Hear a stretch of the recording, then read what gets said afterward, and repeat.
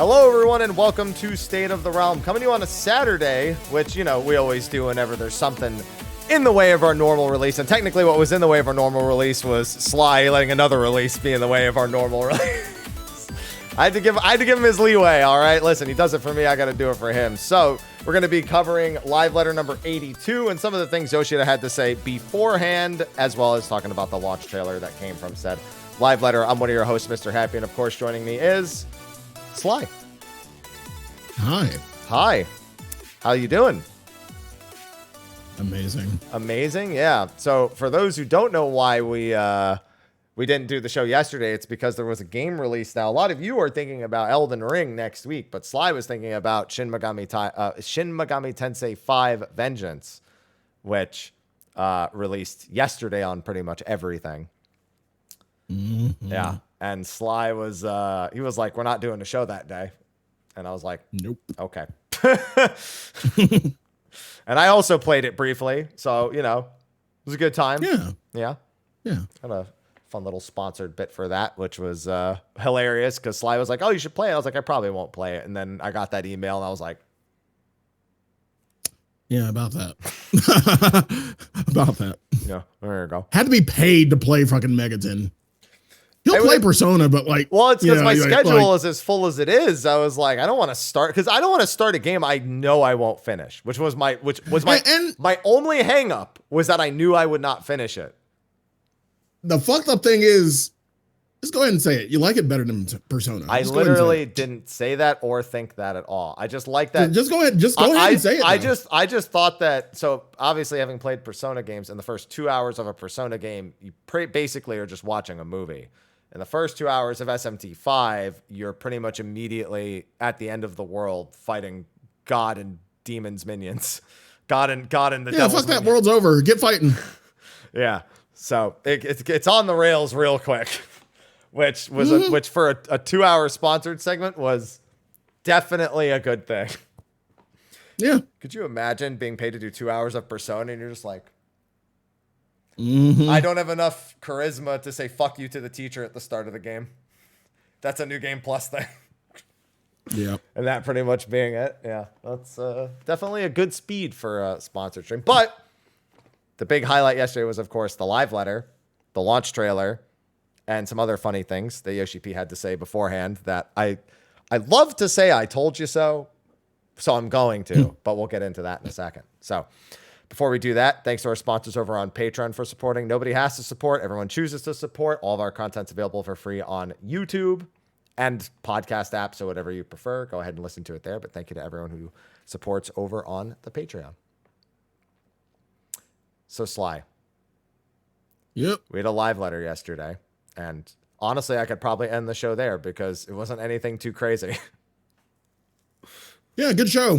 Thank you so much for coming out. We'll see you. Yeah. Sly's really honestly, trying to get back to Vengeance right now. He's just like, listen, if that's it, like I'm ready to go. I'm ready to upload a 6-minute State of the Realm. We could do our outros right now. I have no problem with it. To be fair, I honestly, going in, everybody was asking me, Sly, what do you think's going to be in the live letter? I'm like, fuck if I don't know. This is the last one before early access. So not going to be a lot of anything. Probably a lot of quality of life, maybe some, screenshots and stuff, which was pretty much on the mark, I'd say, with a little bit more. The launch trailer was the only thing we could be completely confident about. There were a few other things they've done before, like at the Endwalker. The Endwalker one, they spent 30 minutes apologizing for the delay. So, that was already 30 minutes to account for. Here, he said it for 5 minutes total at the start and the end, no delay, just making sure everyone knows. But there were things that happened at the Endwalker one, like showing the lobby of Pandemonium, just like the little long stretch where, the very beginning of it starts. Here, of course, they dipped into the Arcadian, they dipped into Valagarmanda, they dipped into a few different gameplay elements. But for the most part, the launch trailer was the one big thing that we expected to come away from this. Yeah. Before we get into the launch trailer, though, they had a 20 to 25 minute setup. Literally, they were in setup mode until 90 seconds before the live letter began. Yeah. And during that time, had some funny talks. But one of the favorites was Yoshi P. I'm not going to say complaining, more like pointing out how there's some flaws in the way that news travels between source and everyone's ears or eyes, I suppose. And that was really funny. Yeah. Again. Yeah. And then by the time they finish that, oh yeah, we're about to start in 90 seconds. Like, really? Y'all went that long? Yeah. He just had to get it out there. So there's two different things he pointed out from two different supposed sources. So one of them, which was the first one, was that he had talked about, like, is the team working on anything else, like, other than Final Fantasy 14? And he said, yeah, we are, but we can't say anything. And then and then he moved on to talking about another topic, but essentially Google Translate combined the two thoughts and made it sound like he said, oh yeah, we're working on two other things right now. And so, yeah. Yeah. And so then everyone started taking that and be like, well, then clearly it's this, and then clearly it's this, and like combining news from here and there. And it was like, and the end result was Yoshi P's working on Final Fantasy IX Remake. Or the Tactics remaster or remake, whichever, depends on who you ask, which like end source of that little game of news telephone came in. And he's just like, I'm not working on that. We're working on something, but I'm not working on that, which is also funny because he didn't say it wasn't being made. He just said, I'm not working on that, which is now the new game of telephone that's of course going throughout. Y'all just like to hold on to anything y'all can get. It was pretty funny. It's funny just to see that he's like, now to be fair, if I were to make a 9 remake, I would make sure it's still turn-based, which was a fun little detail for him to throw in there. I'm like, Yoshida, you didn't say it wasn't happening. You're probably sometimes what's not said, you can't not say what's not said, but then say something else, because now everyone's suspicious about you. It's just so funny just to see him just like, I have to address this in the pre-show right now. The other was a Games Radar article that I actually made a video about too, but my video was agreeing with what basically we were saying the same thing. In that video, they were asking about like job homogenization and the future of design, and it paraphrases a lot the article. And basically the article says from 7.2 onward, we're going to be making like job changes and stuff, like to like rework jobs and like add more individuality. And now everyone, of course, latches on, 7.2 job changes. Can't wait for that. That's when everything's going to change. And he's just like, it's not what I said. I don't even know. He's like, the editor must have been different from the person who asked me this question, because they clearly didn't even like, they struggled internally to even get the point across. Yeah. So in my video, I said the same thing. Like, no, there's not going to be sweeping changes in 7.2. There might be some small change, and they might make a tweak here or there, something minor that like works towards said goal, but they're not going to bam, blow up your game in 7.2. Makes no sense. Yeah, it doesn't. I mean, if they want to, they can. It's just, no, we know better. Too soon. Too soon right after the expansion to even make a sweeping change like that. So no, don't do it. Don't even count on it. No, I did, but a lot of people were. A lot of people were. Sly, if there's anything I've learned, more so leading up to Dawn Trail than any other expansion, it is people's inability to just accept things or to like not make things up. The amount of Dawn Trail will be different because of thing I made up and or missed reading comprehension has been astronomical. Like another one was a while on stage. The exact on stage JP FanFest translation was, and I agree this is actually horrible wording, but it is what was said. Normal and Savage will release in sequence in the first 4 weeks of the expansion. That's them saying it's the same as ever. It's both of them will be out in the first month. And the amount of people who started spreading that we wouldn't get normal until 4 weeks in was way too fucking high. I saw it all over. That, like, after that exact quote came out, that everyone was like, oh, so normal's not releasing until 4 weeks. And I was like, that's the takeaway? It was like a lot of people. It started with like a random Reddit post, and then other people started like retweeting and like reposting said Reddit. And I was just like, that's the translation says this. The on stage, not unofficial. This is exactly what was said on stage translation. Was what I just said to you. Now I'll be unfair. Just saying normal 2 weeks and Savage 2 weeks after, probably the better way to put it. Yeah. I mean, there were so many better ways to translate that, but yeah. And still what really, I think, and chat brings this up too, a big part of the confusion is because they changed the formula for 0.2 and 0.4, they thought the release of the expansion would be different as well. Mm-hmm. But the release of the expansion has always had normal and Savage separate, and the only thing they were trying to do with 0.2 and 0.4 was separate normal and Savage. So they weren't trying, like some people think, oh, but the crafted gear is like, they didn't care about the crafted gear.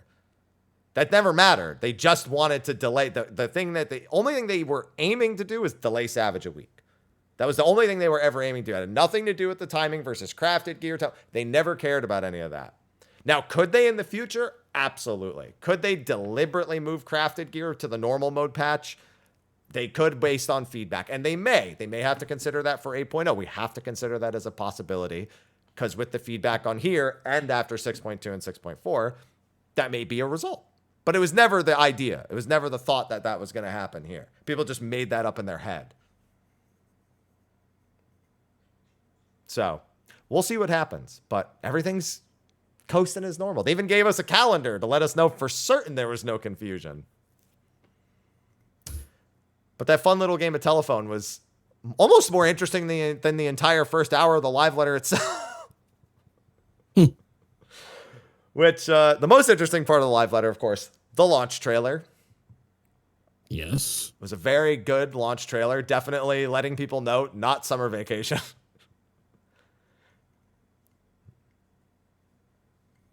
I still get summer vacation vibes though. Like I don't want it to all. I mean, I know we got a not a war of succession, but a right of succession, but you know, still summer vacation. That's what's about to be a war of succession by the looks of things. Yeah. War of conquest while they're at it. The trailer really does focus largely on the entire rite of succession, and it stays away from the beach vibe. Even from the very beginning, there's literally never a beach vibe at all in the launch trailer. No. Mm-mm. Which is good. All the majority of the voice acting that's done is from Galul or his children. They're like the majority of the voiced characters in the trailer.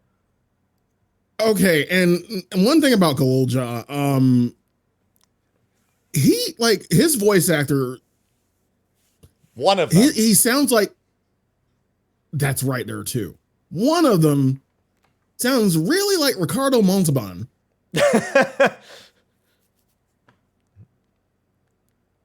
Like dead ass. Like when I first heard him talk, I'm like, wait, Ricardo Montalban? You're alive? You're alive?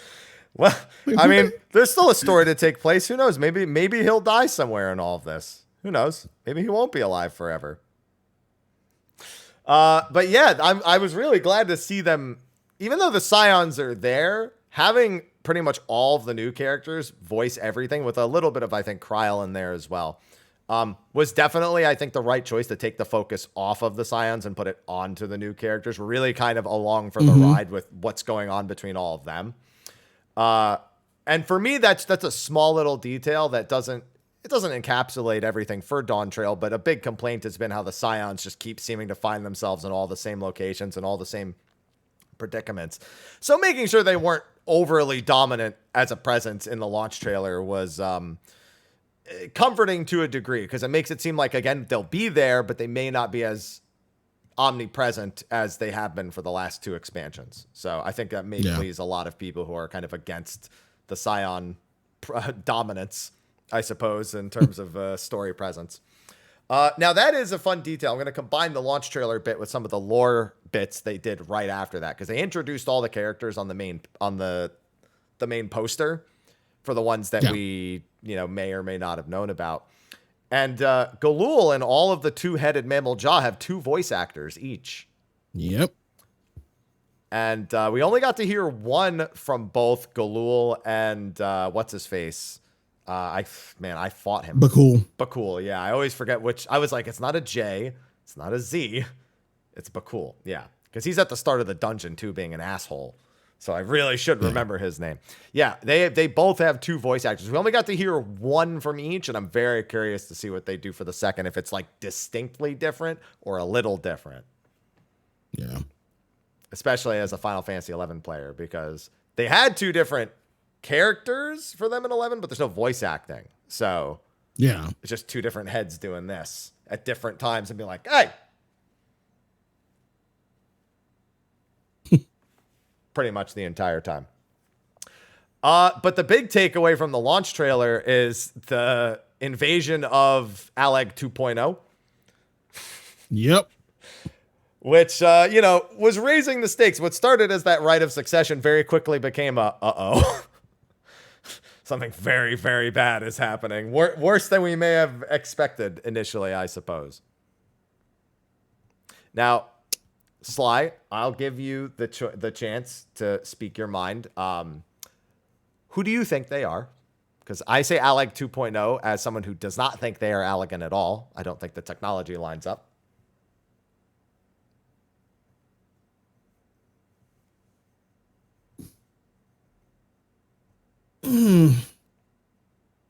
I don't agree with Alleg. I don't agree with the whole Alleg sentiment.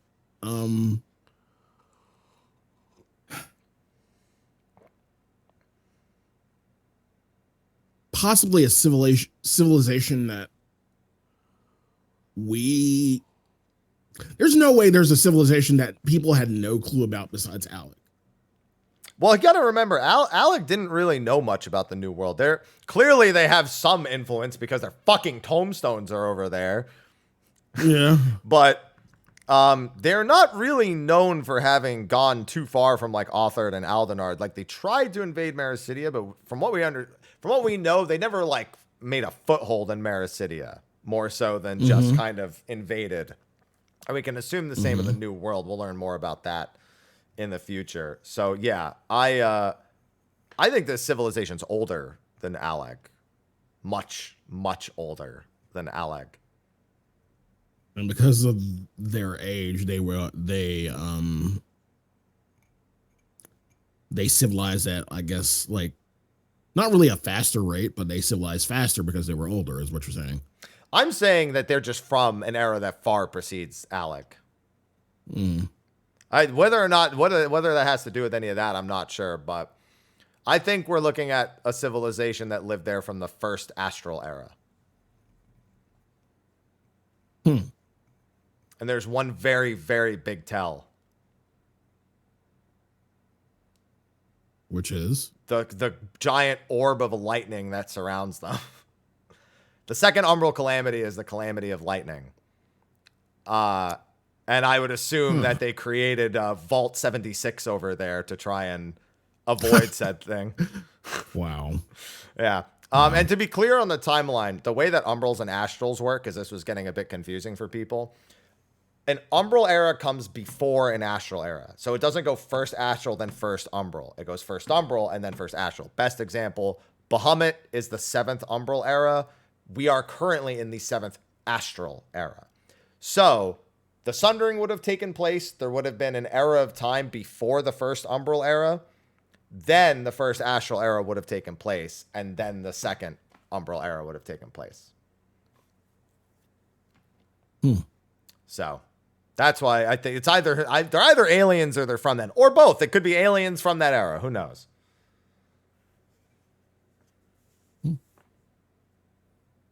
So early times, definitely going to be a thing. And there is some lore to support that. the post-sundering people, basically what if I'm recalling from the lore book, the post-sundering people, pre-first Umbral era people, essentially they kind of started approaching the power of, or they started like resenting the gods. They stopped really respecting the gods. And it was said that the 12 left and then the first Umbral era took place, is basically what history is written. And then people picked up the pieces from there and then moved into this. We have very little accurate information about that time.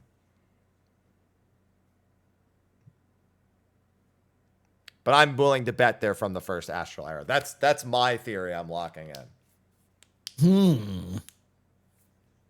We'll see. There's another very interesting theory that comes out of the launch trailer, Sly. What's that? So we have the enigmatic maiden, the character that was at the top of the poster. Please don't say what everybody's been saying. That she... So, okay, before I say this, let me give a bit more context. Yoshida himself highly recommended that before Dawn Trail comes out, you play Myths of the Realm and remember all of the names of the Convocation. Okay. He highly recommended that before playing Dawn Trail. Now, for those who haven't been keeping track, we don't know where two of these motherfuckers are at least. And one of those two is by the name of Pashtarat, who everyone is fairly sure is the enigmatic maiden in some capacity. Ashtaroth, and I'm trying to remember who's the last one. I don't think it's Altima. No, it can't be Altima. And it's well, I mean, there's always it's not a Mariloth. Oh, we ran into Halmarut. Halmarut is the other one. Halmarut. Yeah. We know where Logriff is, obviously. She's another one who's alive. Yeah. And then Ameriloth was the one that everyone's confused about because he's alive in 2.0, but the timeline is that, you know, there's a little bit of fuckery because we're not 100% sure when the Isle of Val was really, like, we know when the Isle of Val was sunk, but there's like a little bit of confusion there. But we shall see. Yeah, and then Altima was killed by Gaius, but killed. He doesn't have a method of perma-killing them. But either way, even if he did, she wouldn't have resurrected and became the leader of a fucking 10,000 potentially year-old civilization in that time. So, there's some questions. Some questions still. The big question is going to be, who is the enigmatic maiden? And Pastorata seems to be the theory going around at the moment. Who knows? I don't know. I don't really subscribe to any theory about her. I just think the civilization is the interesting part. Yeah. But the launch trailer itself, I think this was a very not spoilery launch trailer, surprisingly. As opposed to past? Endwalkers? Yeah. Do you remember Endwalker and Shadowbringers? Do you remember the Shadowbringers one? It was a lot of red herrings, but... Yeah, Shadowbringers was like, who's going to die? Shadowbringers was the Hydaelyn and Zodiac. No, that was Endwalker. Endwalker was who was going to die. Yeah. And ended up nobody died. Yeah. So Endwalker was red herringy. Like, not as red herringy as Shadowbringers, but yeah. Yeah. Shadowbringers just ended on the whole quote with the Hydaelyn and Zodiac are the eldest and most powerful of primals. That quote was the Shadowbringers one.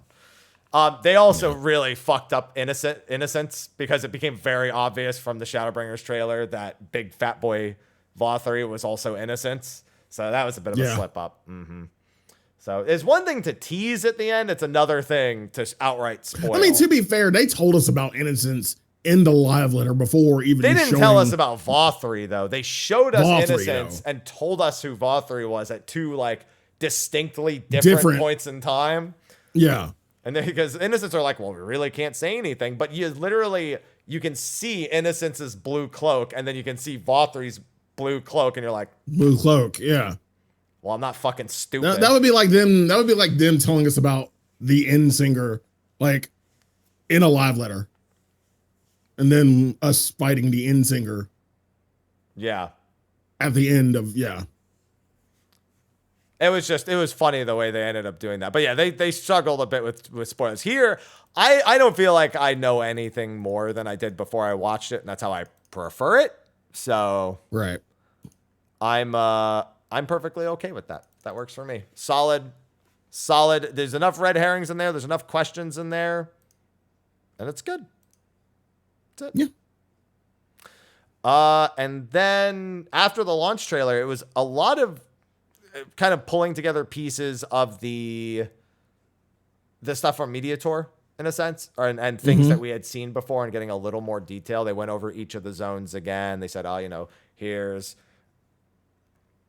so I'm trying to remember how to pronounce half of, obviously we have our Kapacha, we have Konama. Tuliolal. Yeah, well, Tuliolal. Kusama-uka. That's what Yaktel. Heritage Found. Shaloni. Yeah, that's another one. And that's still only 5, mind you. So Solution 9 is another town, but we still haven't seen Zone 6, whatever it is. Maybe if I go back and watch the trailer, I can find Zone 6 somewhere in there. But other than that, no. Then they said role quests, which we expected, What I didn't expect was across somewhere between Mad Max and the one scene in Dodgeball where they get the BDSM suits for their first game, We don't need another hero. Yeah. We are literally Thunderdome. We are literally Thunderdome in armor form. Fucking the Arcadian is what? Not 2 men enter, 1 man leaves. It's what? 9 men and women enter, possibly 8 leaves. Something in that vein, yeah. Yeah. They went full Mad Max, and I'm here for it. I fucking love it. It was just fun because you could see like an army of people in that outfit, and they're like, oh yeah, by the way, you get that. They said it was like a mid-level crafted set, so it's like level 92, 94, something you would get from the MSQ as like like one of the coffers at some point, basically. And just seeing all anyone could think. Nobody was thinking, man, that's Mad Max, man, that's cool. You always got that one person who puts it into the universe, be like, man, the nightclub scene's gonna have a great time with this outfit, huh? Oh my god. Balbong got its new it's gonna have a new corner where people like this get together and shit like that. So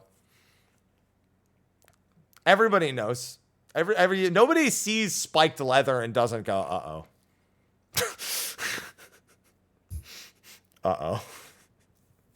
I'm very concerned right now.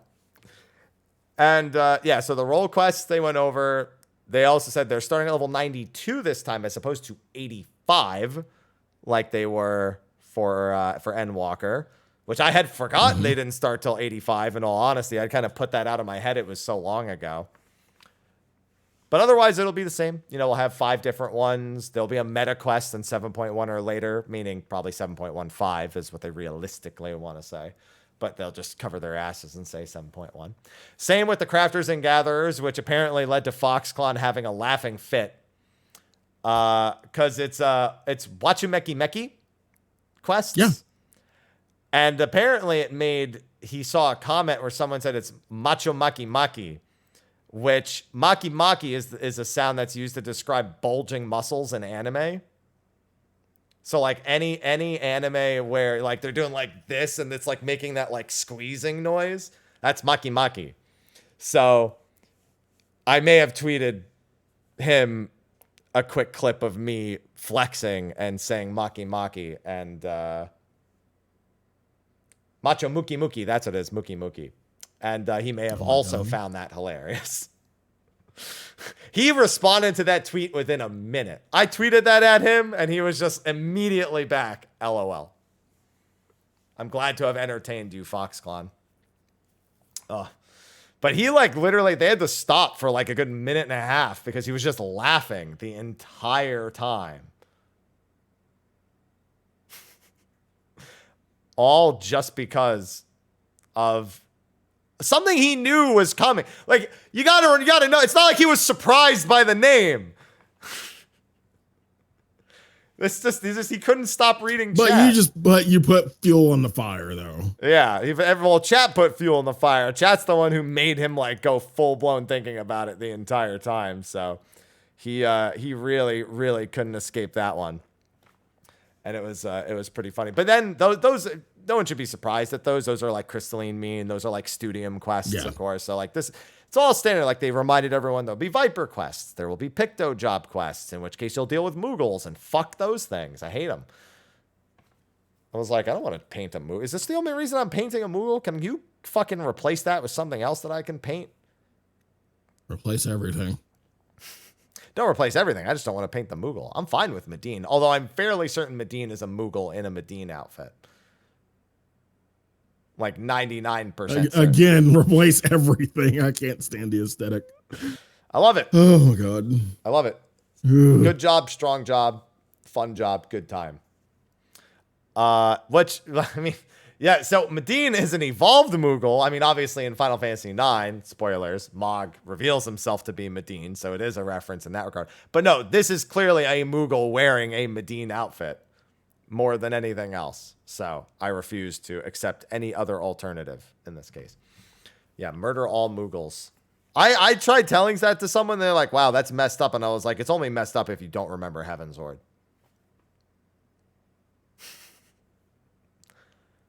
That's the only way it's messed up. Now, one funny thing going through all those screenshots as they were kind of recapping news here that I kind of missed, they showed us a screenshot of Heritage Found. There's a township there that's bears a striking resemblance to a location we've already known about for quite some time. One city of Alexandria from Final Fantasy IX. I saw it immediately. I saw some other people draw some other references, but boy, if that wasn't Alexandria or a reference to it, I will be shocked. It's eerily similar to Final Fantasy IX's Alexandria. Even the screenshot they took is eerily similar to a location in Alexandria. So, just saying that given Solution 9 is going to be nearby, think we're going to see a kind of like a microcosm of Final Fantasy IX sitting in places of Heritage Found, which kind of makes sense. If you think about the plot of 9, they're essentially trapped on that continent by their reliance on the mist.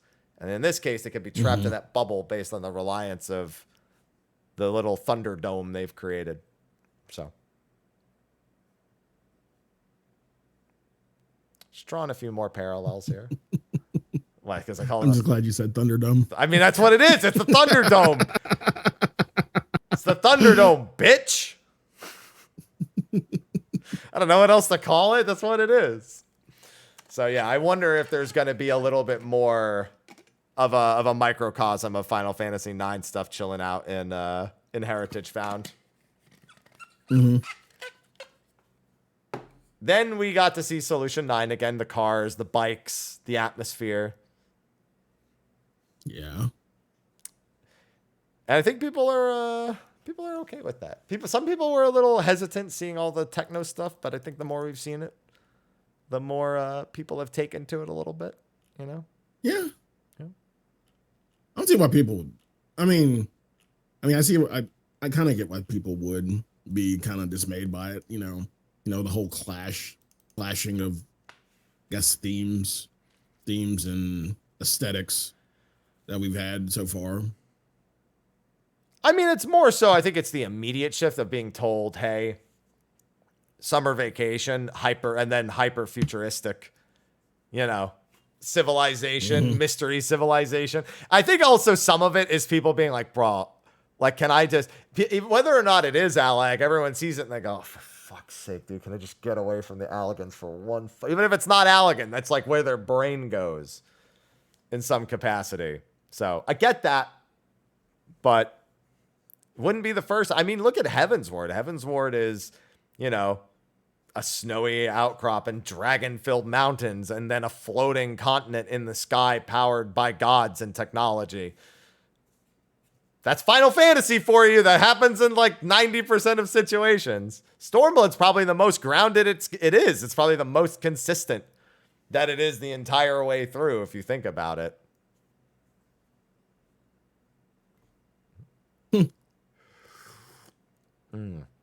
That's what I do. I sip on my coffee and I take it.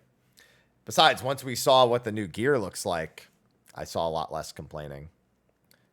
We saw the tome gear, heliometry gear, and we saw what would be... They were like, we're not going to say where this gear is from when it's literally the gear the fucking dudes are wearing in the trailer from Solution 9. So it's like, clearly it's the Arcadian gear. And got some pretty solid weapons and sets. I'm not wild about some of the tome sets. I'm not wild about the Arcadian sets. I figured you would be all about the Arcadian sets. Nope. That shit looks like they're about to strap into a mecha. Start a war. Why am I a bunny? Well, you don't have to be a bunny. That's a Viera. It's just showing that the ears are sticking out through. You're not going to be nobody said you had to be a bunny. Hey, if you want to be a bunny, you could be like my bunny. I tweeted a picture of him. Made him fucking hideous on purpose. I don't know. Those look like... It made it look like the ears are a part of it. No, that's just because it's tight to the skin. All that is that's just... I'm willing to bet that's just a Viera. Because that's very clearly not metal. It's fur. It'd be really weird to have this metal set be like... fur. Yeah, it's just I'm showing the armor off on Viera. You're not going to be no bunny. That's just the ears sticking through. They should have maybe used a set of ears that was less generic to show it. Yeah. But either way, those sets definitely Arcadian sets. Yeah. Now, backing up before I start talking about Arcadian stuff, they went in and showed a few dungeon screenshots again. Nothing major. But they did give us a peek at Valagarmanda, who also features quite heavily in the launch trailer. For anyone who is doubting Valagarmanda being a trial, there's no longer a reason to doubt Valagarmanda being a trial. Nope. And that's a big motherfucker. He is huge. I'm kind of glad. I didn't know in comparison, the platform itself really fucking feels small. A little bit smaller than normal. Holy shit. First off, it's smaller than normal, and it's just flat rock. You know, most platforms we get for trials and shit usually have, patterns. Tells. Yeah. Yeah, patterns. It's just straight up one fucking, it's the graphics update. It's a rock. It's a rock. So to be clear, though, in the launch trailer, we do see what looks to be a bigger arena with patterns on the ground at some point. So I think this is a Shinryu situation where we're gonna go to another arena, or he's gonna turn this one into something else. Yeah. It's not just a boulder. It's a rock. It's a rock. Yeah, so I think that, and also his appearance changing and him transforming into the different elements. One of the big things with Tritok, as some people may know him from Final Fantasy VI, is he's got 3 different elements associated with him. So you're likely to see, we do see, I think 2 of them. I think we see all 3 of them technically, because we see wind at the start of the fight. We see fire in the trailer, and we see, I think, ice in the trailer. No, is that ice or lightning? I don't remember. But either way, yeah, he's got a few different tricks up his sleeve. But my bigger thing was like, it's a pretty big hitbox, Yoshi P. That's all I could think. I was like, you said, what'd you say about that, Yoshi P? To be fair, it doesn't reach the back of the platform, but I was still like, no, that's a pretty big hitbox there, Yoshi P. All I could think. But he's also got like Midgardsormr-esque stuff. Him like circling around the arena is like a donut AoE. And I was like, all right. They try not to show a whole lot with him. Now, fortunately, if you had questions about the hitboxes, that's then addressed when they go over to the Arcadian, where I had a lot of positives to take away.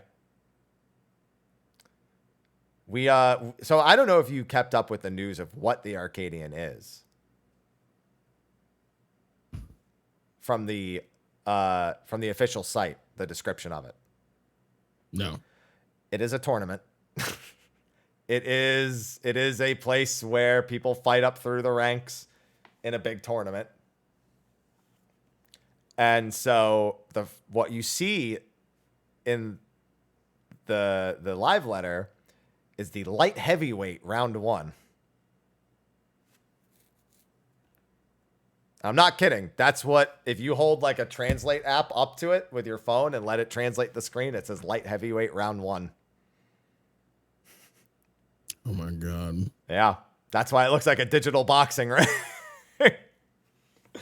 Yeah. So, couple things to take away from that. One, we now know what to call it in the PF. R1 through 12, round 1 through 12. We have our answer. No more worrying about A or R. Nope. Round 1 through 12. Number 2, our first opponent, as the announcer so very much put it, Black Cato! It's Black Cat. And we have voices right from the get-go. Yeah. We hear Black Cat's voice and we hear the announcer's voice. And that has me excited immediately. I cannot wait to hear the announcer. I hope the announcer talks shit. Like, if you die, I want to hear the announcer talk mad shit about the party members who die. I want it. You ever play DDR and like the dude's like, do you even have legs? Like, I want it to be like that. Like if somebody dies, like, and the player hits the mat or something like that. I want to see intros. I want to see coming to the ring intros. Yeah. They did deliberately skip that intro scene. So I think it might have been why they skipped it. I so want the announcer to just talk mad shit whenever you screw something up. I was hoping that when he jumped off the edge, the announcer was going to say ring out or something like that. But who knows? Like, I want them to have a lot of fun with the Arcadian. As much as I want a story, I don't know how to expect anything from the story, because there clearly has to be more to a story than us just competing in, a mixed martial arts tournament. But I can still have fun with it. And another thing about the arena itself, well, this one in particular, the squares have individual squares in them that are us sized. Yeah. So I think that's going to be another thing too. It's like having to do mechanics within one sector. Oh yeah. Anytime they break up the arena into 16 squares like that, they're always doing that. I don't even think about that anymore. I was thinking about how small the boss hitbox was, though. That definitely was more what I was expecting, other than Valagar Manda. So, very small hitbox, very simple mechanics. I mean, it's a normal mode. Of course, they're not going to see much here. Mm-hmm. But what I was thinking instead, so originally, I thought that the ropes, there's digital ropes on the side of the arena. Mm-hmm. I thought that was a normal mode, you can't fall off thing, but then he jumped off. So I was like, oh, the boss is going to fucking hit me with the people's elbow or jump off the top rope or some shit like that. He's going to try to bounce off the rope. They're going to try. Yeah, I sincerely bet that at least one of the bosses is going to try to fucking bounce off the ropes or something like that. I'm very ready for a lot of arena based stuff happening. A lot of very animated, fun stuff. Yeah. Happening with all the ropes around the edge. It's definitely got a really fun vibe right from the get-go, which is good because I want my raids to be fun. It's generally preferred. I'd say it's usually good when raid is fun, Oh, yeah. People's elbow on the tank. It's going to be like a tank has to like block him coming off the rope, but it's going to be like a split damage AoE, and then it's going to bounce off the rope again. The other tank has to do it, and then there's a swap, and then bam, people's elbows the first tank after their physical vuln wears off. Easy. I don't know why the people's elbow is the only thing. There's like a billion moves off the rope, but I mean, I have to go for the classic. Either way, looking like a fun time. Looking forward to facing Black Cat. But you know what's funny? They didn't want us to know the name of the Arcadian raid. So a slide later, they said question mark, question mark, question mark. And then Yoshi P was like, wait. It was on screen when we were just showing the Arcadian right before this. So I wonder what it's called, guys. Oh, that was funny. Everyone was You didn't see anything, okay? Yeah. You didn't see anything, all right? Yeah, you guys didn't see anything. I wonder if they'll call it round 1, because what they'll probably do is it'll probably be round 1 through 4 3 times. Or it'll be like qualifier. Like, I'm wondering if the English translation will be like qualifier, quarterfinal, semifinal, final. Semifinal, yeah. But either way, that's what I was thinking. Because I saw chat be like, well, why would we call it round 1 through 12 if they use round 1 through 4 3 times? Can I introduce you to the binding coils of Muhammad?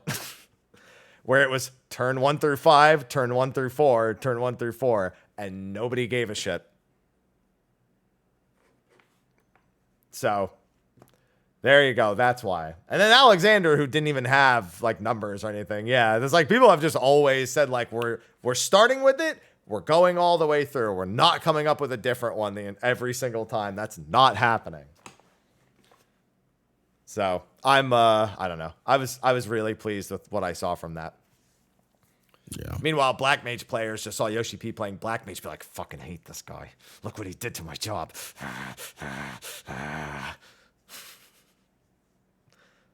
And Yoshi P's like, I'll be all right. Yeah. Oh my God. I mean, that's what he said in my interview. He said, just cast Blizzard. Like, what am I even just saying? said it so fucking casually. It just said it like, just cast Blizzard. Yeah, like, way to fucking poke the fucking hornet's nest, dude. Really?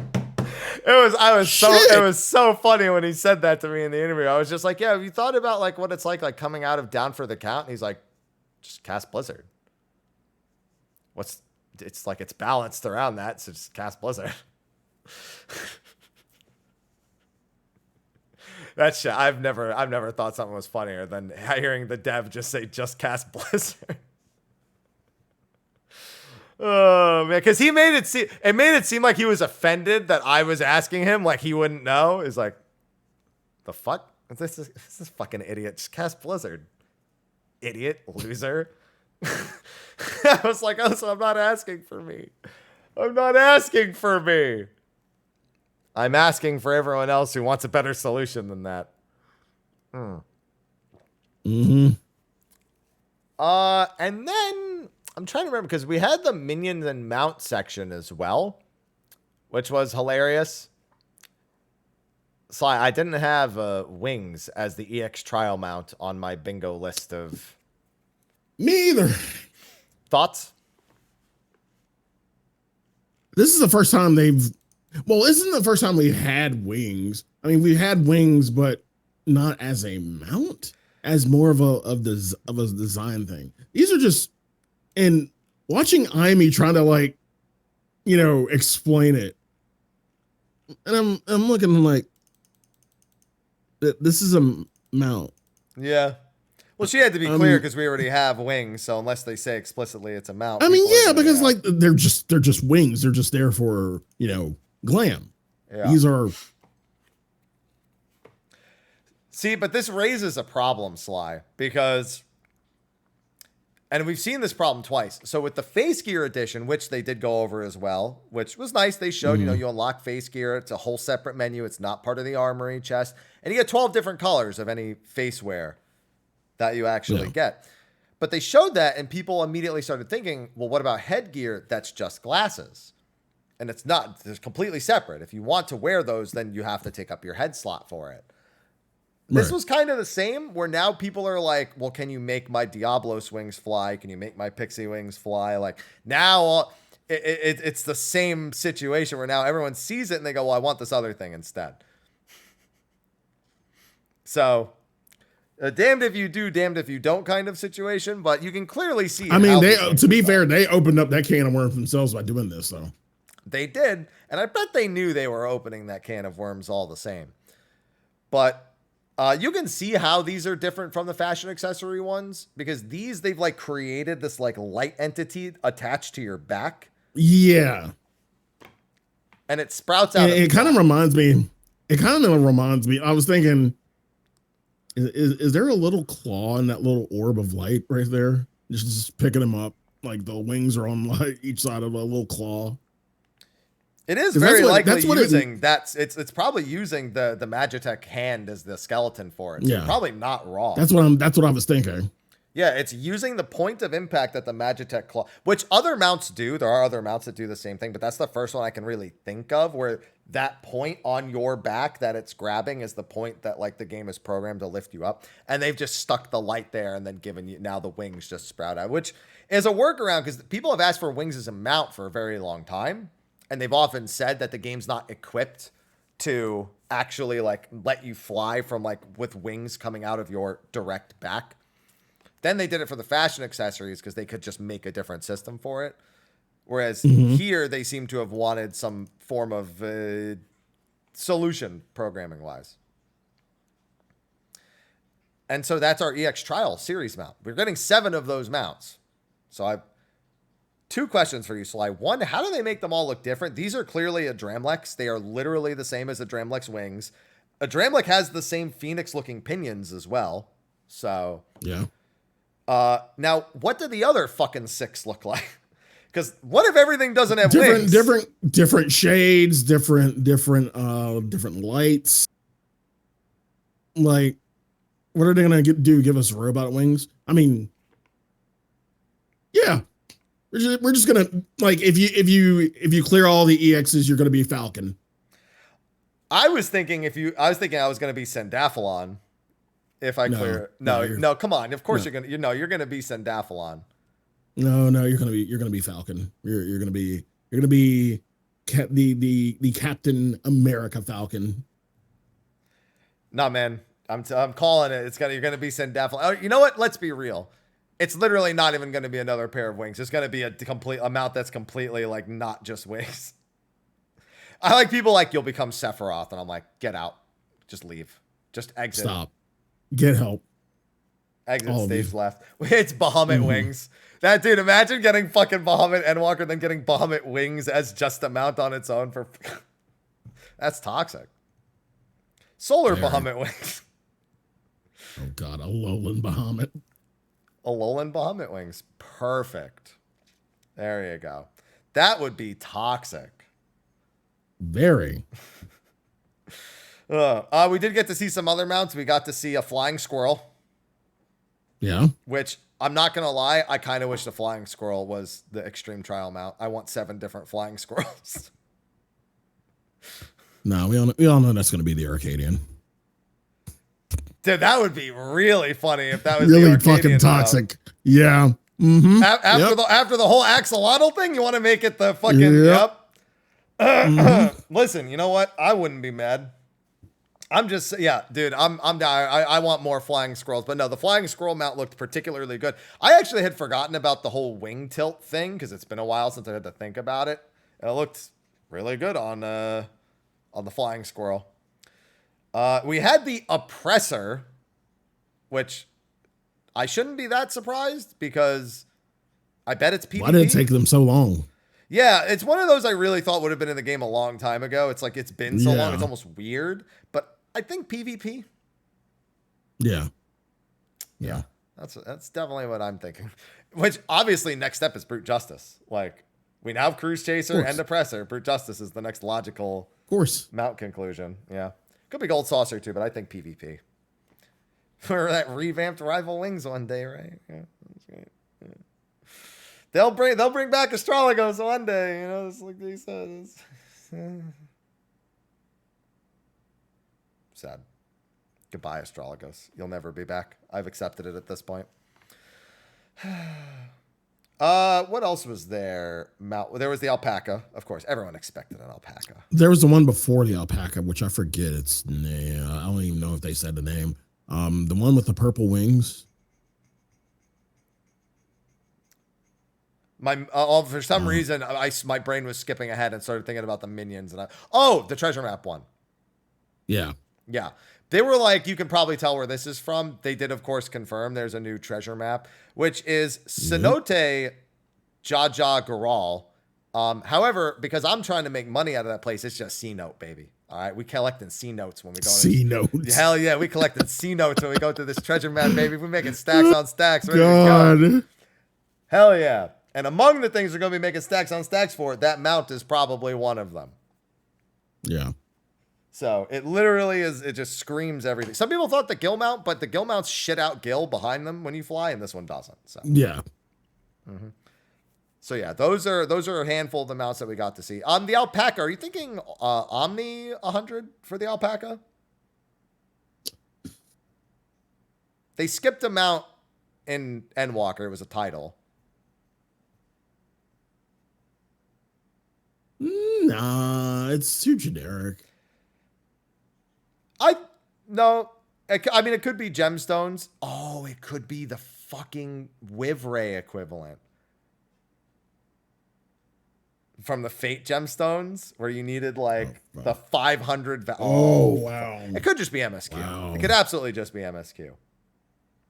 Oh yeah, yeah. Gemstone slips are going to be a thing to sell again. Yeah. Okay. Yeah. Add that to the prep checklist. I am going to get to 1,000 gemstones before. Yeah. I need to as well. Beast tribe mount for what tribe? There is no tribe in 7.0. There are no tribal quests in 7.0. Yeah, gemstones are a possibility. Nuts are a possibility. We should expect a single nut mount. And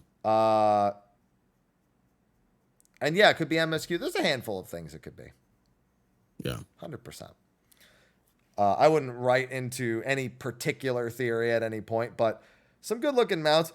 Funnily enough, though, the minion alpaca looks awful, I think. Because it looks like an adult alpaca. Worse than the mount? No, the mount looks fine. It's just like it's a Lalafell-sized alpaca. But the minion looks like an adult alpaca that somebody shrunk with a gun, like a shrink gun. It doesn't look like a baby alpaca. It's, honey, I shrunk the alpaca. Like, it's just weird. Like, all the other ones look... it just looks normal. Yeah. Like, looking at it, yeah. It probably is just wind-up alpaca, but I still don't like that it just looks like a tiny, full-sized alpaca. Like an even tinier, full-sized alpaca. It just doesn't look good to me. I'd prefer it to look like a baby alpaca. And then you have Swole Tinder, who's like twice the size of fucking that. That's a fucking big minion. He's a big boy, and he flexes. Mookie Mookie. Yeah. Macho Mookie Mookie. Actually, mini Mookie Mookie in this case. But my man flexing that boat, dude. We better get one of those as a mount at some point.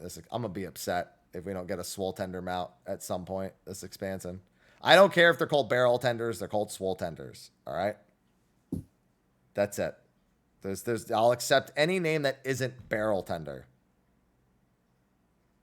Barra tenders. There you go. I'll accept that. I'll accept bartender. That works for me. We also saw corn. Yep.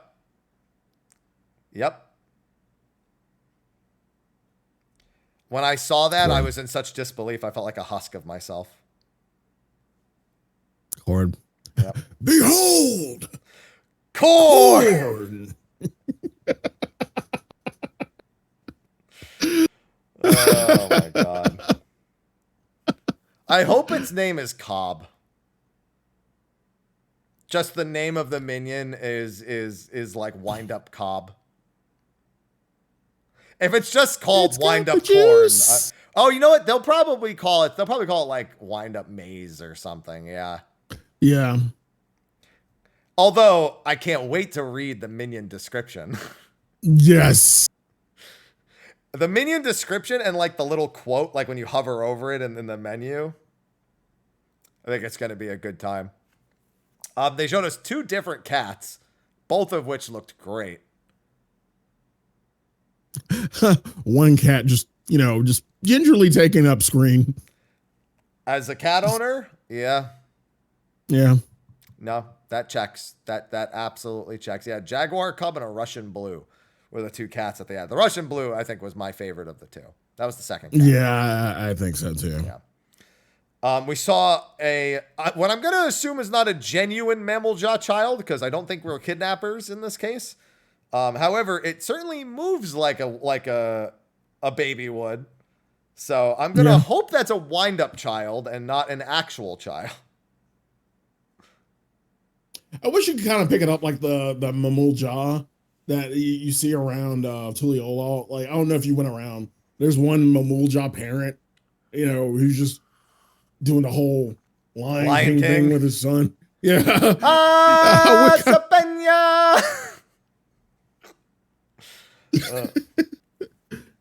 Listen, they're just playing with their kid. They're showing their kid that all of this will be theirs one day.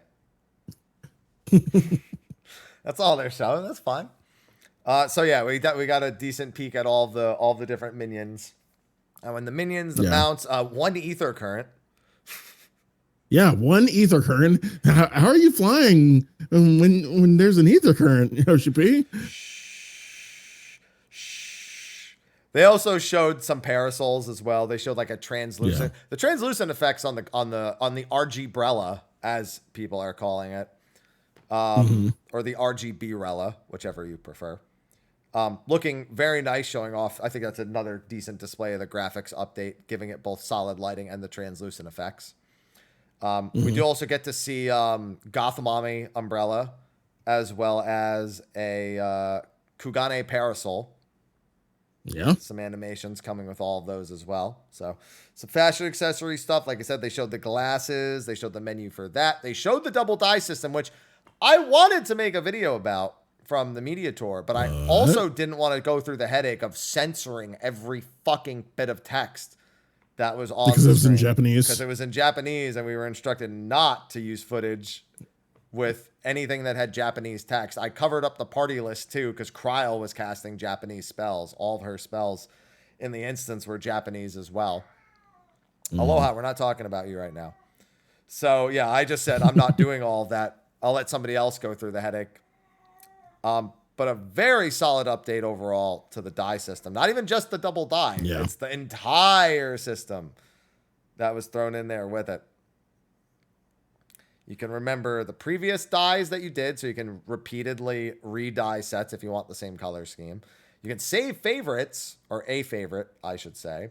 And there's even a pop-out preview menu and the original menu, so you can keep your preview of the thing you want to check and also start checking something new at the same time, plus your own character menu, which has, whatever you're wearing at the moment. So you can, you really want to flood up your screen, you can preview, 3 different sets simultaneously, which is pretty nutty. One thing conspicuously still missing from all of the footage, however. Okay. It's where the fuck is the raid finder? I mean, the raid planner.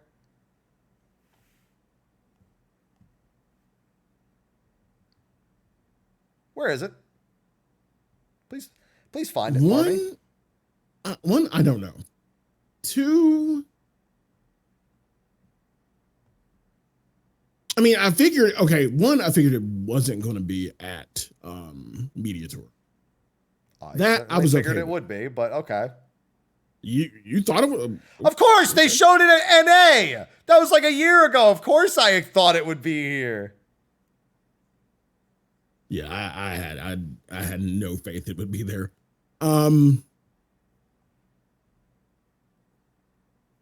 Now at my whole line of thinking would be that this would kind of be a thing that would be maybe introduced closer to raid. Sly, we need to see it before that.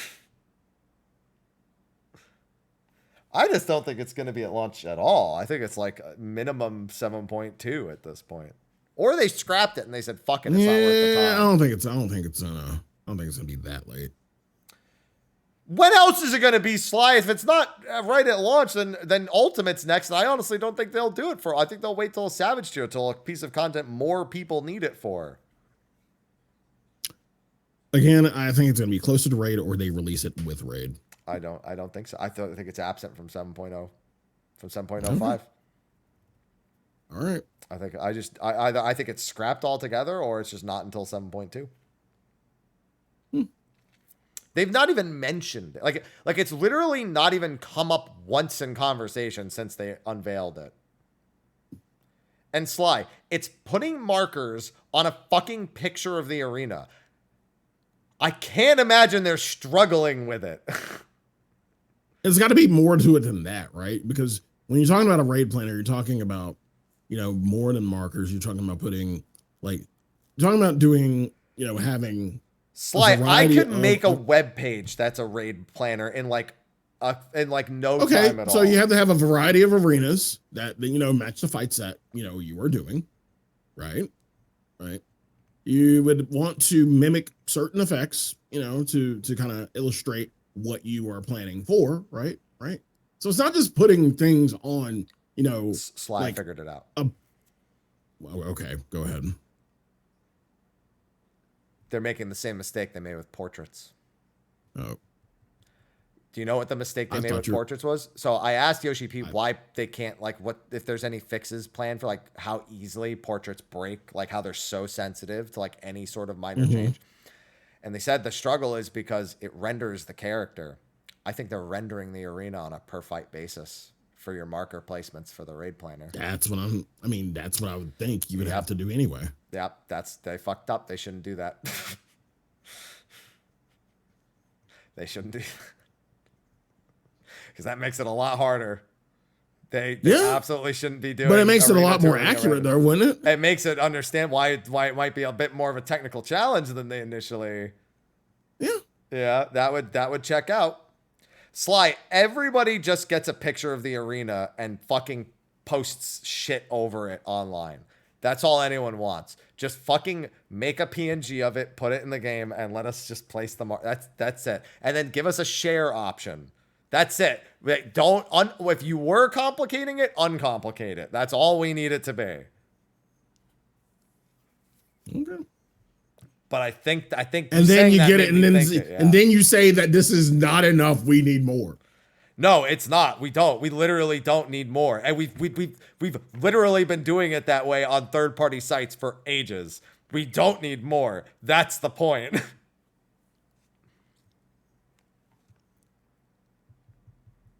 Like, we're good. We know what we need. If you can give that to us in-game and make it shareable. That way, when you go into, like, a PF, instead of somebody being like, oh, open this paste bin with 11 fucking different links in it that explain what we're doing, you just go, here's the in-game raid plan, and this is 1, 2, 3, 4, 5 fucking different things, and you're good. Aloha, I'm also upset, but this isn't about you right now. This isn't about you. You have food. You've been so good this morning. Yeah, we don't need more. Why did it sound like Aloha was singing the Oh No song for a second? Because he's annoying, and it always sounds like he's singing the Oh No song. Oh no. Oh no. He's just a menace. That's all there is to it. Yeah, I think that is the culprit though for why the raid planners may not be ready in time. Fuck. Anyway. What else did they talk about? They showed us some housing. No, not the housing. The setting that I didn't see it when I was in game at the media tour, but I saw it on Twitter. The removes nearby players from NPC thing. Yeah. Player hiding setting. Yeah. So good. So in terms of just selecting an NPC, it doesn't matter. I just press circle on the keypad. It's more for the fact that I want to be able to see what the characters are doing. Yeah. The little, funny little things they do, faces, little emotes, interactions they may have. And for all of their nearby companions, especially when there's like a pile of scions all standing near each other and it's like, yes, and they're all turning and talking to each other and I can see it. Yeah, that was solid. That was pretty funny to just see everyone get. Now, Sly, wouldn't it be funny if there's a bug with this feature, right? And the bug was that in order to clear the space, it had to log all those people out who were standing near.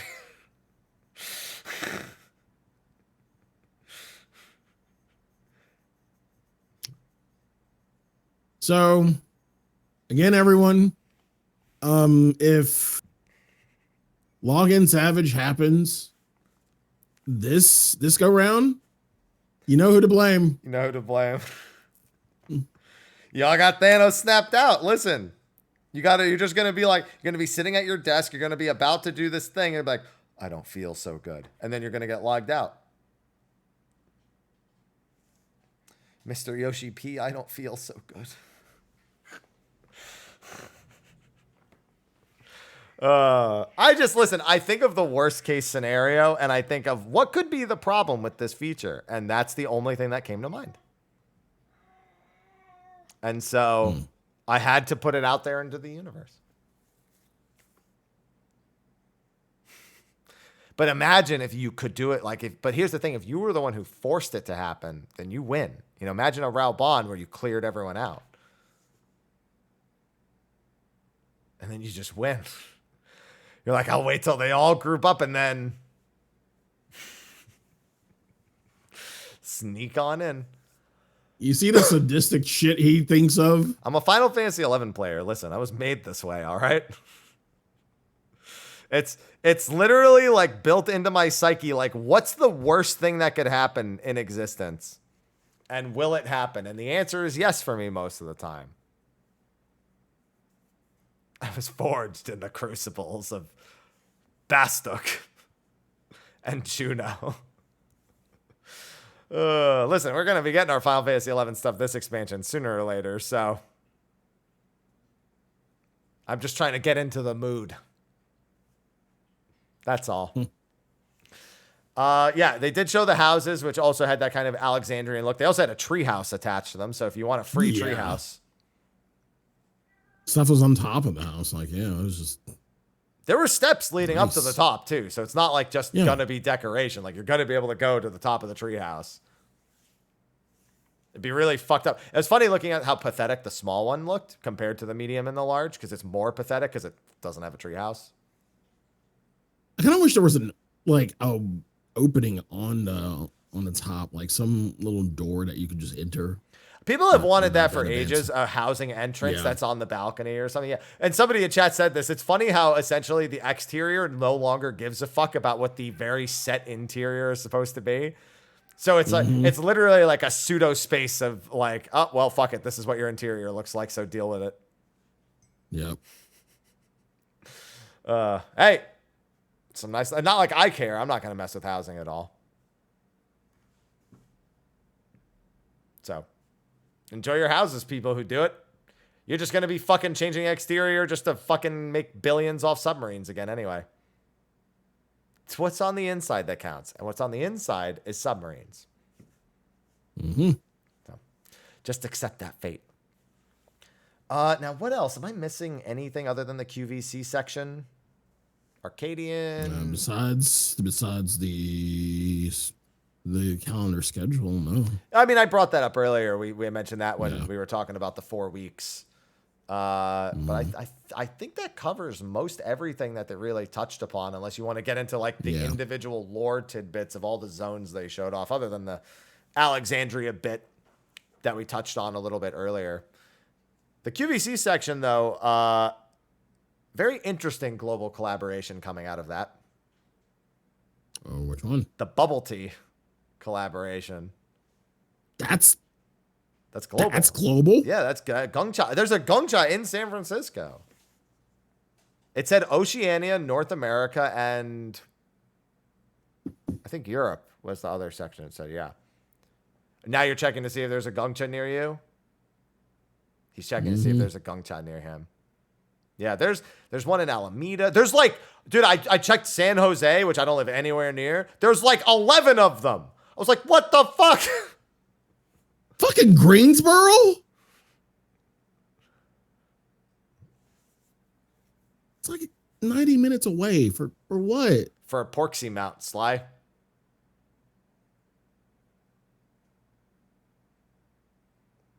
I would have to go like deep into downtown San Francisco to get it. I'm not doing that. I also don't really care about a Porksy mount. Like if it was maybe a cooler mount, I might do it. Chat, somebody just give me the fucking code, all right? I'll gift you a sub, all right? I'll gift you a tier 3 sub. Just somebody go get me the fucking code. I don't care. And of course, Charlotte. Yeah, that makes sense. That makes sense. Yeah. I'll give someone a tier 3 sub to go buy 3 and then give me the code on July 17th. There. Done. I've solved my problem. First come, first serve. And even if you're late, you still got 3 and you get to keep it for yourself. All right? There. I'm not going out of my way for this shit.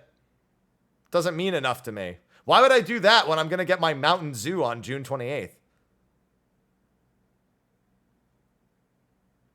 What are you shaking your head for?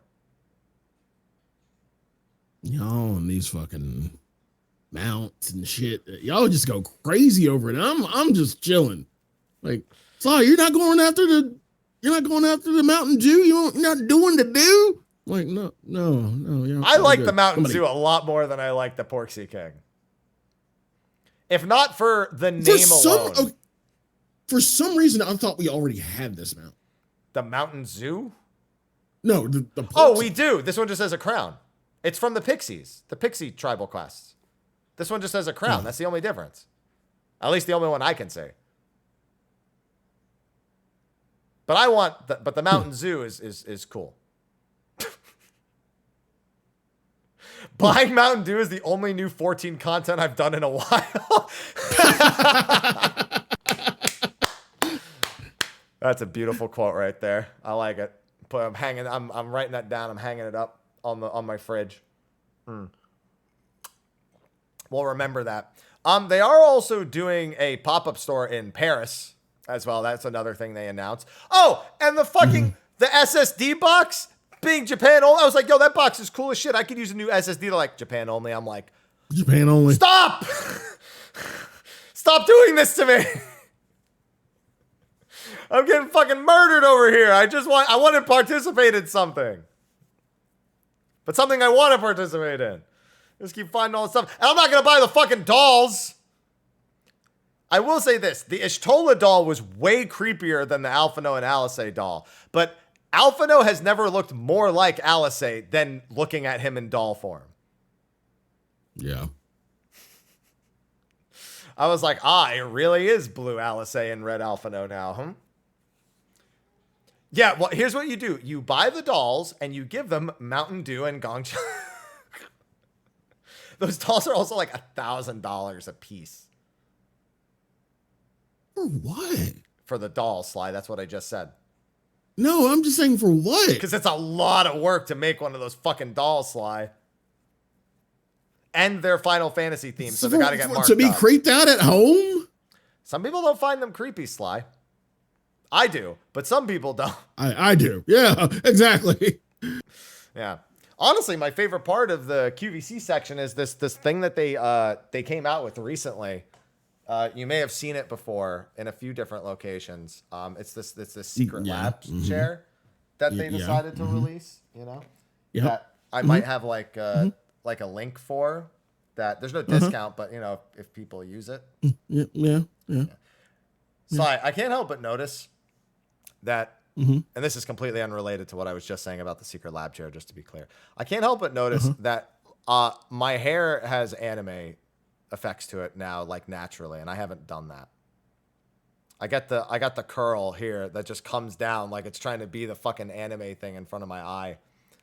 And maybe that's how I scratched my eye. Maybe it just like covered over my eye. My outfit's actually going to be done today or tomorrow, and it should be shipped to me this week. And you want to know what's a really scary thing about that, Sly? What's up? I'm going to read this exact quote from the person making it. I'm probably going to have to walk you through how to put on these belts.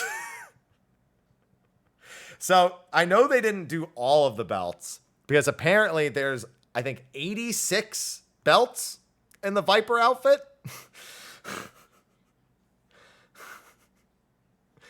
They did not make all 86 belts, as far as I'm aware. So, There's a lot of belts on that outfit. I count 1, 2, 3, 4, 5, 6, 7, 8. I can at least count like 11 of them right off the top right here. It's a lot of belts. Oh, 68. I think I have it. I might have it reversed. It might be 68 belts. It's somewhere in that range. It's a lot of fucking belts. Yeah, 68. That sounds... Sly started counting and he's scared now. He's like actually trying to count through. I'm looking at this shit and I'm like, oh God. One shy of nice, yeah. I could just get one more belt. Perfect. Why? Why? Well, I mean, we don't have belts anymore. They had to find a place for all the belts to recycle them. It makes sense. It checks out. Good enough reason, as far as I'm concerned. Anyway, the secret lab chair. Don't forget my link. Back on topic. I get that outfit this week. It's going to be fucking hell to figure out how to put it on. Because I got to put it on once to make sure it fits. And then I'll have to take it off. And then I'm going to have to remember how to put it on in a couple of weeks. And then I got to actually do my hair. I can't just have the natural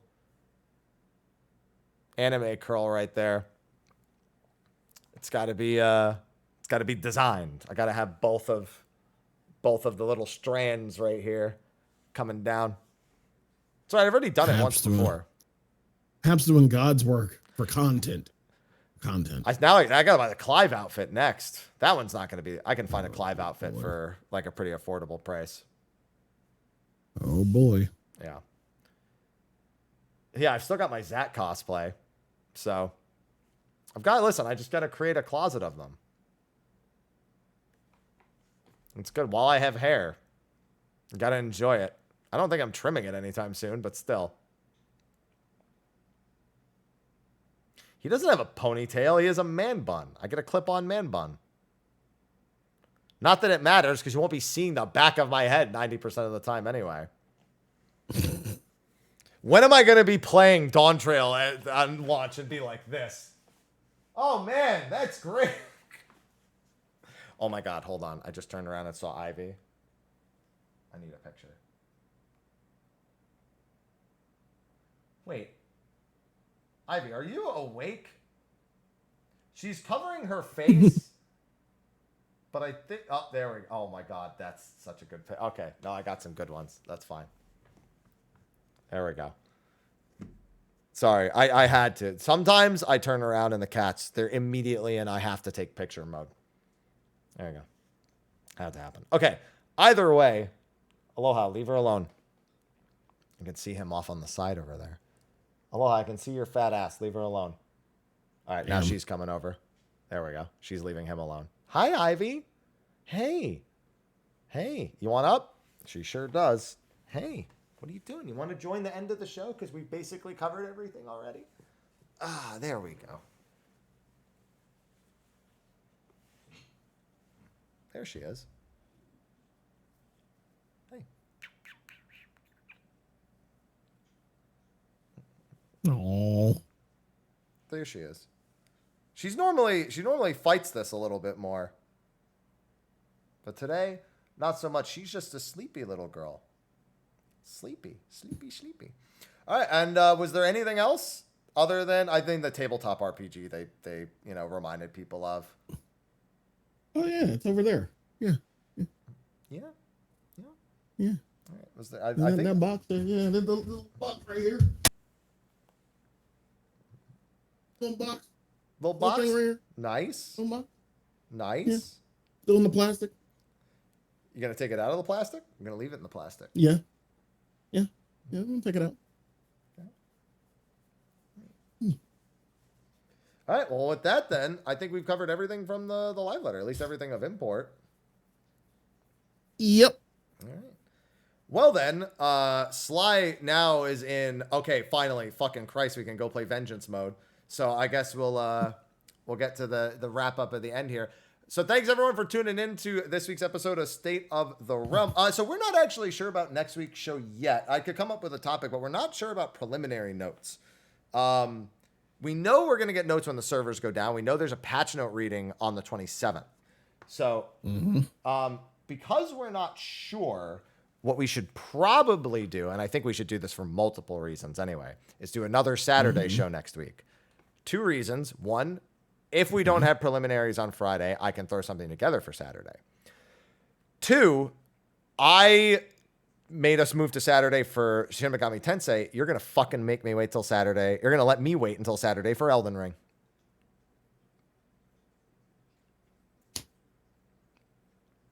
That's fine. Yeah. I'll probably be on Godborn difficulty anyway on SMT, so. Godborn.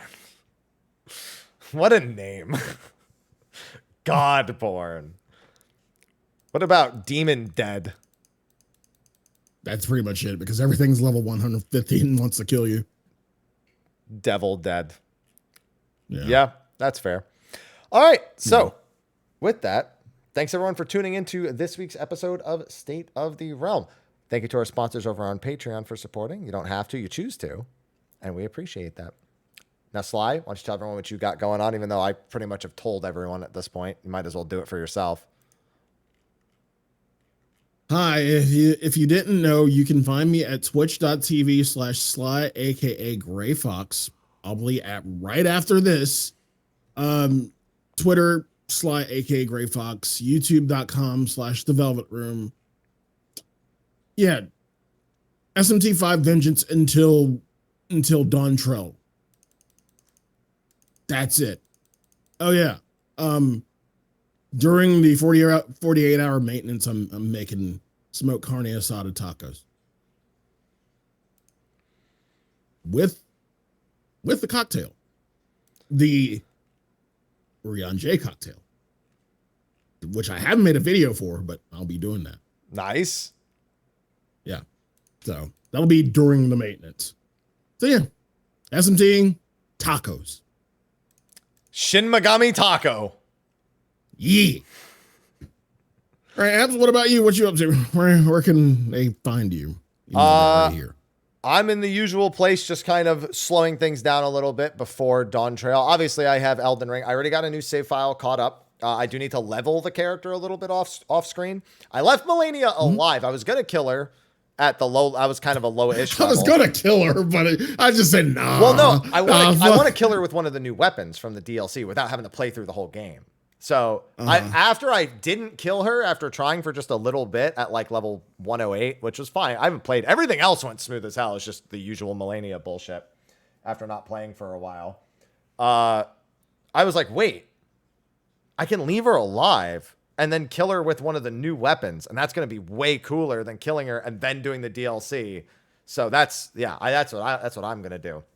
I'm all set up. It only took me like 10 hours to get back to the DLC point on a brand new character anyway with full dex. But now I want to get a bunch of soul levels so I can equip any new weapon that I get from the DLC. That way I can fuck around a little bit and find out. So I just got to grind out a shit ton of levels in Elden Ring before next Friday. I probably won't do that on stream though. On stream, I'm contemplating playing a bit more SMT5 on stream. I won't finish it no matter what.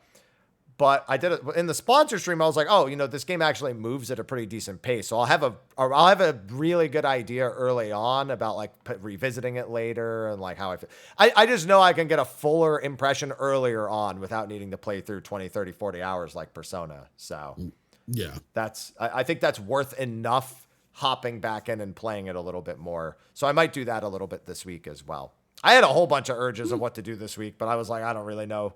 My alt, I had to get through MSQ. I had to get a fizz range to 90 because I'm going to need that. Well, because we're going to do splits like 3 or 4 weeks in so we can get it done and then stop raiding and take a break before ultimate a little bit. And so people can just have their gear and do like, BIS runs and stuff like DPS runs and everything. And then also I'm skipping MSQ on my main character. And I was like, well, if I'm going to need to do an alt anyway, I might as well then do it on the alt and watch the cutscenes on my alt. So instead of new game plusing, like I might as well kill 2 birds with 1 stone on that front. But I finished that in 90 today. I even did a Delubrum today, which was a nice change of pace. Yeah, because I didn't have Zadnor. I did 80 to 90 in Bozia. just as fast as I remember it. I still need to do Delirium. And let me tell you, 80 to 90 in Bosia is still as fast as I fucking remember from the start of the expansion. And it's about to get a little faster with 100% armory bonus. Don't forget. The earring won't work, but it's still fast as fuck.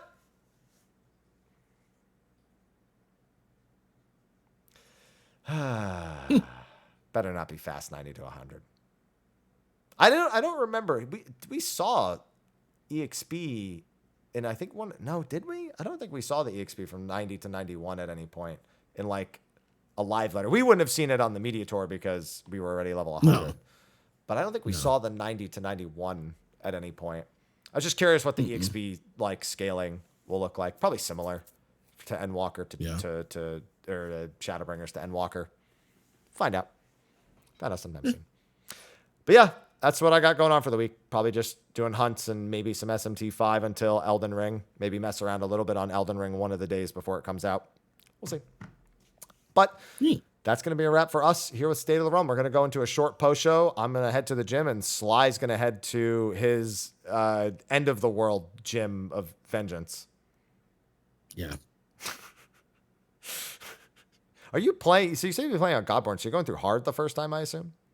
Yeah, I'm going through hard first time. Everyone tells me SMT5 is not like SMT is not like Persona in that you should play on hard to get a normal difficulty because normal is you're way too overpowered for normal.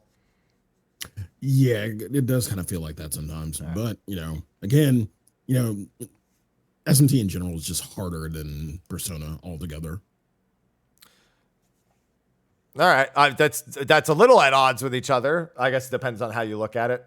I think of Persona like a tight balancing act and also occasionally one-shotting your MC.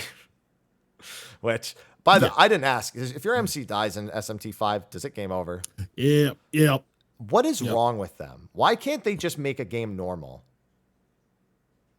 In old SMT, it used to be like if your MC died, you can revive them, yada, yada, yada. But yeah, like that makes it worse, Sly. From three up, they decided, if MC dies, it's over. Why can't they just not do that? Literally, Sly, I fought the first boss. He attacked the MC twice in a row, crit both times. And if he had attacked him a third time, I would have fucking died. Oh, God, that sounds so like SMT. Holy fuck, yeah. Because I think I think the like cat sphinx boss thing that you fight with the other two humanoids, I think it has guaranteed crits on its first round. I think it has your effect, the crit effect that you give yourself.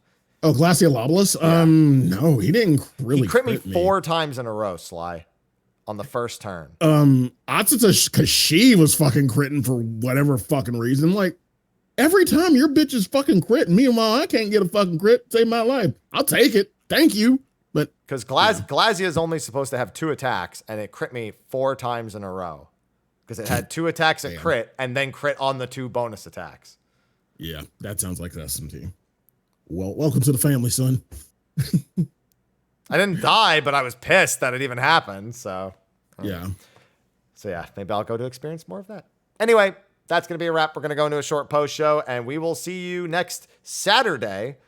Either preliminaries or one last, not even one last, because we're going to do a patch note show in the middle of the week during maintenance before Dawn Trail comes out. Yeah. Well, 48 hours or the game's down anyway. So yeah, we'll do a patch note show in the middle of, that week. Because we're not fucking doing it that Friday, let me tell you. No fucking shot. The following Friday, sure. But not that Friday. We'll have our Dawn Trail first impressions the week after. Should be good. Anyway, thanks for watching, and we'll see you next time. Until then, bye-bye. See you soon.